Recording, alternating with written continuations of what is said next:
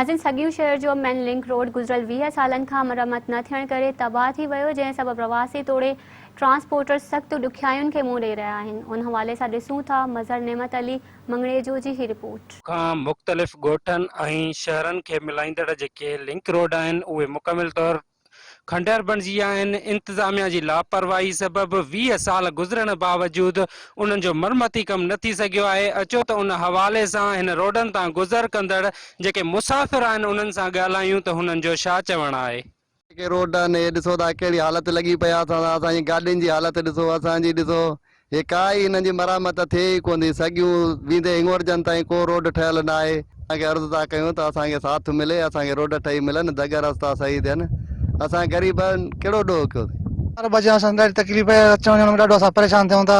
पोइ महिरबानी कयो असांखे रोड रस्ता मिलनि, इन जी असां अपील था कयूं।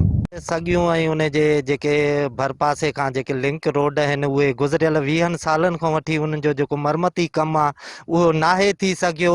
तक़रीबन हिन जी हर साल बजट निकिरे थी हिन रोडनि जे मरमत जी, लेकिन रोड खंड राति बणिजी विया आहिनि। इंतिज़ामिया जेके आहे उहा बिल्कुलु अघु निंड सुती पई आहे। एक्सीडेंट रोज़ जो मामूल बणियल आहिनि ऐं ईंदड़ वेंदड़ जेके मुसाफ़िर आहिनि अधु कलाक जो पंधु उन्हनि खे कलाक में करिणो थो पवे। असांजी हितां पीपीअ जे MNA ऐं MPS खे इहो अर्ज़ु आहे त ख़ुदारा हिननि रोडनि जो मरमती कमु कराए ऐं हितां जे अवाम मां बेचैनी ख़तमु कई वञे। तो रोड हालत तो ॾिसो तव्हां पाण, रुगो ख़राब थी पिया आहिनि। सभु रोड कचा लॻा पिया आहिनि, टुटे पिया आहिनि। इहे महिरबानी करे ठाहे ॾियनि।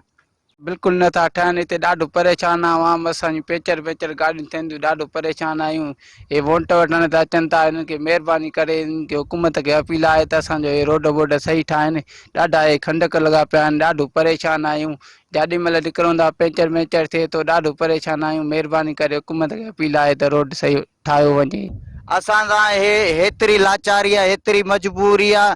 जाॾे ताॾे ॾिसो रोड ठहनि था पिया, पर असांजे सॻियुनि जो रोड जो इहो हाल आहे जो पथर तव्हांजे साम्हूं पिया आहिनि। रोज़ जेको आहे एक्सीडेंट थियनि था। तव्हां हिते वेही ॾिसो त घणा माण्हू रोज़ किरनि था वीचारा।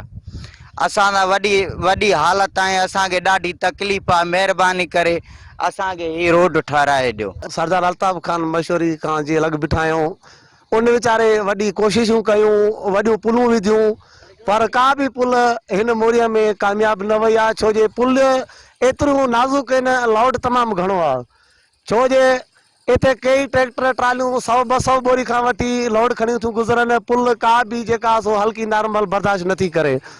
असां पीपल्स पार्टीअ खे वोट ॾेई उनखे इंतजाज था कयूं त बराए महिरबानी असांखे सहूलियतूं फरमान कयूं वञनि। हिते जानी मानी तक़रीबन एतिरा नुक़सान थिया आहिनि जो तव्हांखे असां ॿुधाईंदासीं। असां वटि उन ॻाल्हि जा प्रूफ आहिनि, सबूत आहिनि।